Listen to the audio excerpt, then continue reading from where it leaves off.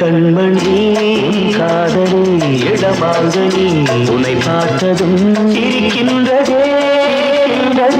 நான் சொன்ன ஜோக்கை கேட்டு நாடமோ நீ நகைச்சுவை மன்னன் இல்லையோ என் மன்னவன்